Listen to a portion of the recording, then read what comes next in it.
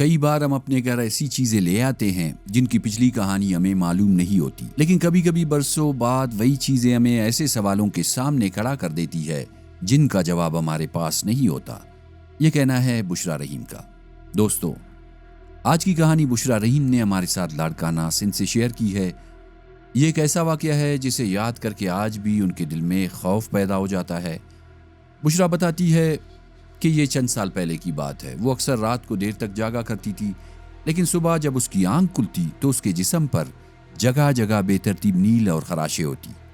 بعض اوقات ان خراشوں میں جلن بھی محسوس ہوتی۔ شروع میں وہ ان پر زیادہ توجہ نہیں دیتی تھی، انہیں سنجیدہ نہیں لیتی تھی۔ یہ سوچ کر وہ خود کو مطمئن کر لیتی کہ شاید دن کے وقت کہیں چوٹ لگی ہوگی، یا پھر نیند کے دوران بے خبری میں اس کے ہاتھ سے ہی اس کے جسم پر خراش آ گئی ہوگی۔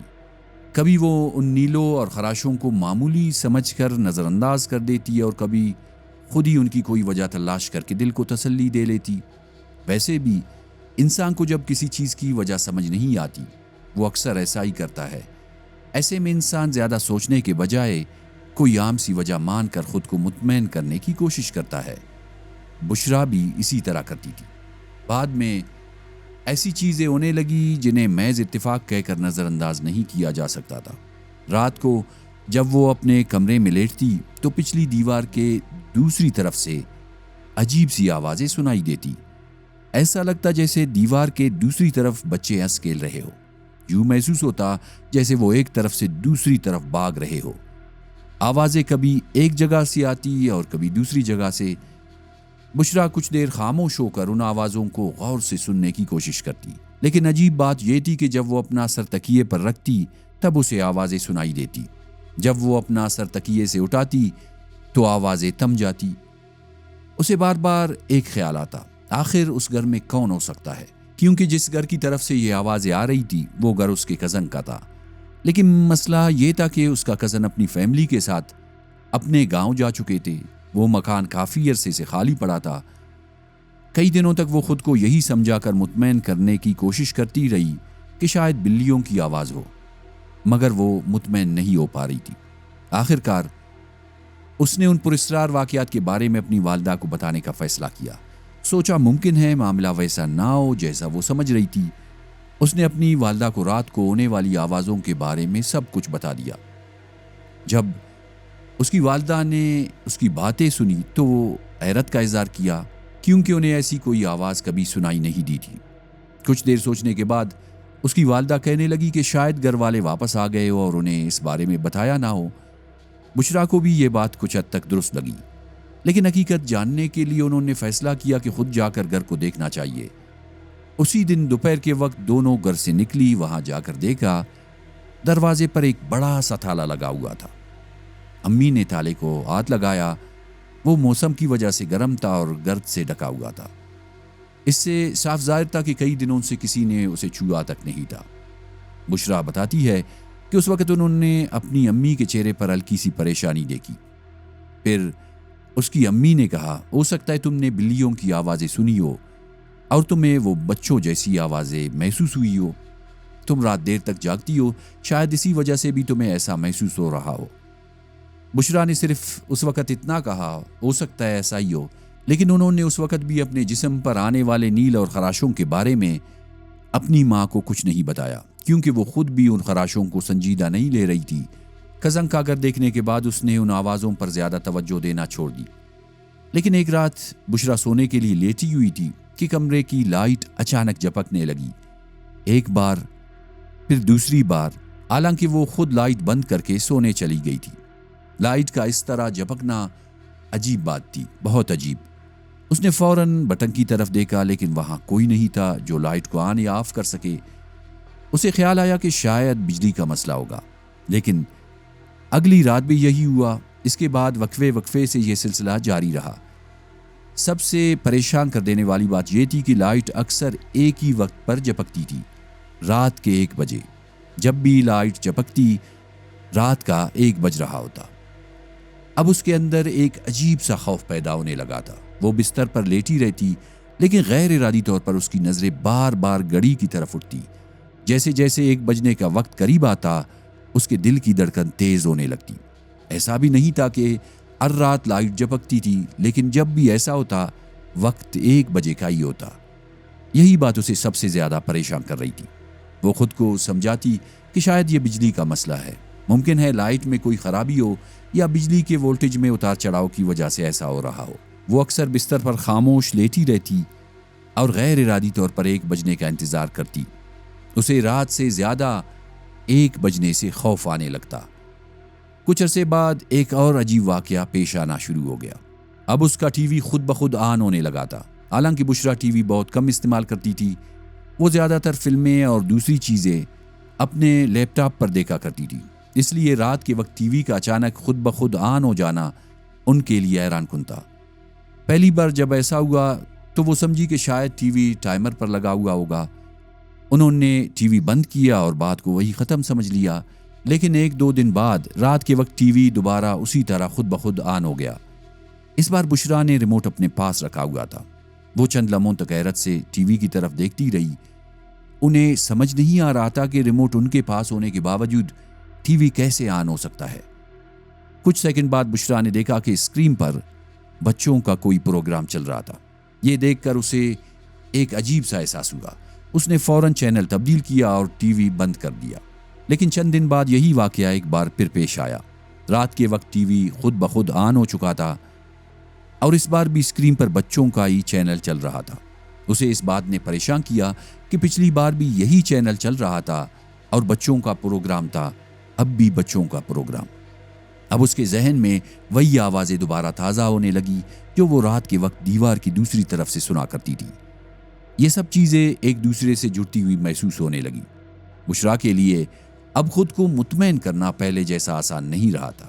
اگلی صبح انہوں نے دوبارہ اپنی ماں کو اپنے کمرے میں ہونے والے عجیب واقعات کے بارے میں بتایا۔ بات غور سے سننے کے بعد فیصلہ ہوا کہ بہتر ہوگا کہ بشریٰ اپنا کمرہ تبدیل کر لے۔ بشریٰ کا کمرہ تبدیل کر دیا گیا۔ جب اس کے بابا نے بیٹی کا پسندیدہ کمرہ تبدیل دیکھا تو انہیں حیرت ہوئی۔ حیرت سے انہوں نے وجہ پوچھی۔ اس کی امی نے انہیں تمام واقعات بتا دیے۔ انہوں نے مسکرا کر بات کو زیادہ سنجیدہ نہ لیتے ہوئے کہا کہ شاید یہ سب بشریٰ کا وہم ہو۔ یہ سن کر بشریٰ کو کچھ شرمندگی محسوس ہوئی۔ اس نے سر جھکا لیا اور خاموش رہی۔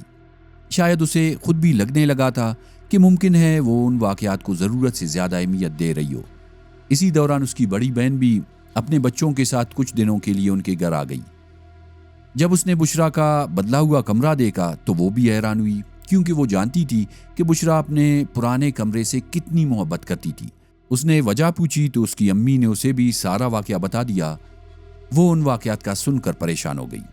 وہ کچھ دنوں کے لیے بشریٰ کے ساتھ اس کمرے میں رہنے لگی۔ بشریٰ کے لیے یہ کسی حد تک اطمینان کی بات تھی۔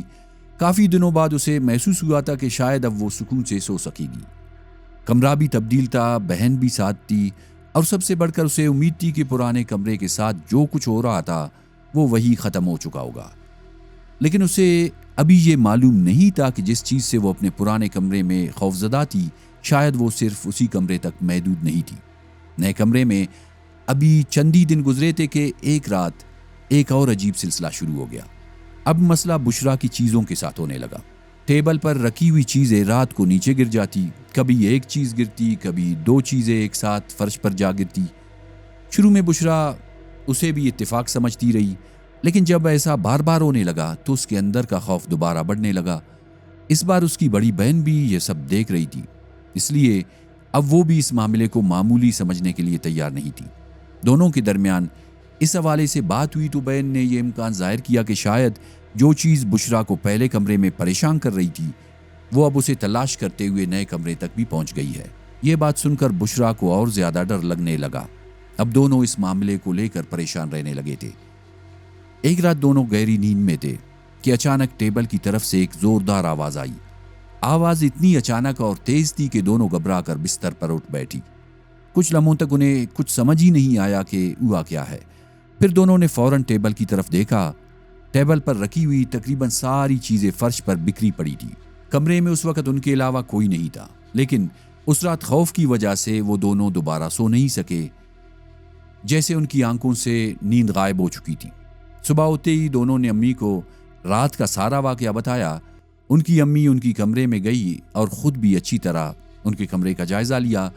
فرش پر واقعی چیزیں بکھری ہوئی تھی، لیکن اسی دوران ان کی نظر ایک ایسی چیز پر پڑی جس پر رات کے وقت کسی کا دھیان نہیں گیا تھا۔ جس جگہ ٹیبل رکھا ہوا تھا اس کے بالکل اوپر دیوار پر ایک پینٹنگ لگی ہوئی تھی۔ یہ پینٹنگ انگریزی طرز کی تھی۔ بشرا نے اسے کراچی کے گلشن اقبال میں الادین پارک کے قریب ایک کباڑی سے دوسری پرانی چیزوں کے ساتھ خریدی تھی۔ جب ان کی امی نے پینٹنگ کو غور سے دیکھا، انہیں لگا کہ شاید یہ دیوار پر ٹھیک طرح سے فکس نہیں تھی، اسی وجہ سے نیچے گری ہوگی۔ ممکن تھا کہ پینٹنگ کی گرنے سے ٹیبل پر رکھی چیزیں بھی فرش پر جا گری ہو۔ انہیں اپنی امی کی بات کافی حد تک درست محسوس ہوئی۔ انہوں نے خود پینٹنگ اٹھائی اور اسے دیوار پر مضبوطی سے فکس کر دیا۔ اس کے بعد تقریباً 10-15 دن تک کمرے میں مکمل خاموشی رہی۔ نہ کوئی چیز نیچے گری، نہ لائٹ نے کوئی مسئلہ کیا، نہ بشرا کو رات کے وقت کوئی عجیب آواز سنائی دی۔ اسی دوران اس کی بڑی بہن بھی اپنے گھر واپس چلی گئی تھی۔ بشرا کو اب لگنے لگا تھا کہ شاید واقعی مسئلہ پینٹنگ کے ٹھیک طرح سے فکس نہ ہونے کی وجہ سے تھا۔ لیکن پھر ایک دن وہی پینٹنگ دوبارہ دیوار سے نیچے گری ہوئی ملی۔ بشرا نے اسے اٹھایا اور دوبارہ دیوار پر لگا دیا، لیکن اگلے ہی دن پینٹنگ پھر نیچے گر گئی۔ آخر ایک ہی پینٹنگ بار بار دیوار سے کیوں نیچے گر رہی تھی؟ ابھی وہ اس بارے میں سوچ ہی رہی تھی کسی پینٹنگ سے متعلق ایک اور عجیب بات اس کے سامنے آنے والی تھی۔ آہستہ آہستہ بشرا کو یہ احساس ہونے لگا کہ جیسے کوئی جان بوجھ کر پینٹنگ کو دیوار سے نکال کر نیچے پھینک رہا ہو۔ اس نے دوبارہ اپنی امی کو بتایا کہ یہ سلسلہ ابھی ختم نہیں ہوا، پینٹنگ بار بار دیوار سے گر جاتی ہے اور اس کے ساتھ ٹیبل پر رکھی چیزیں بھی ہر بار نیچے بکھر جاتی ہے۔ بشرا کی بات سن کر ان کی امی بھی پریشان ہو گئی۔ وہ خود جانتی تھی کہ انہوں نے پینٹنگ کو کتنی مضبوطی سے دیوار پر فکس کیا تھا۔ وہ بشرا کے ساتھ کمرے میں آئی اور پینٹنگ کو غور سے دیکھا۔ ان کے چہرے سے بھی اب تشویش صاف ظاہر ہو رہی تھی۔ آخرکار انہوں نے یہ بات اپنے بھائی یعنی بشرا کے ماموں سے بھی بیان کی۔ بشرا کے ماموں حافظ القرآن تھے۔ وہ اسی شام اپنے استاد کو اپنے ساتھ لے کر گھر آئے۔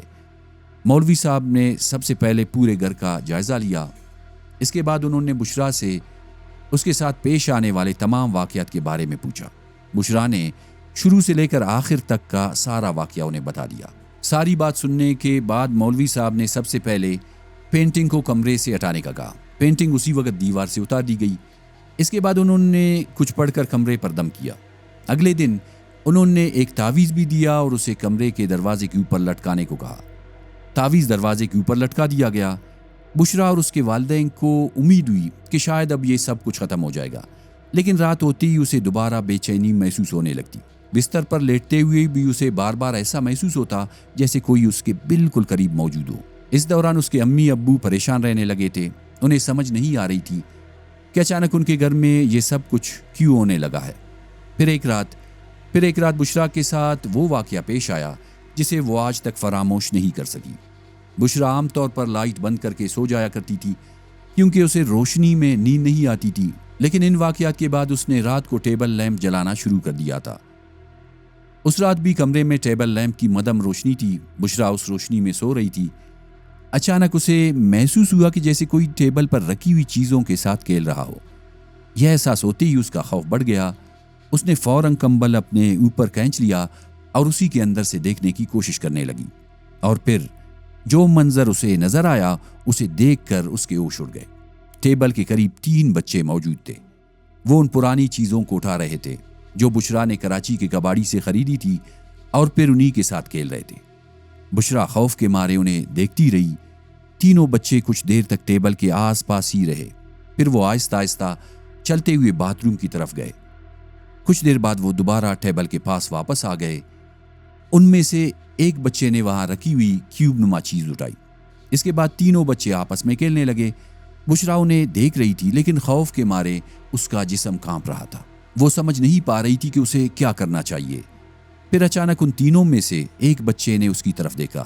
بشرا کی نظر اس کی آنکھوں پر پڑی۔ اسے ان آنکھوں میں ایک عجیب سی چمک محسوس ہوئی۔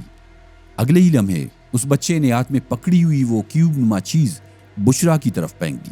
یہ دیکھ کر بشرا اپنے خوف پر قابو نہ رکھ سکی۔ اس کے منہ سے پوری طاقت کے ساتھ چیخ نکلی۔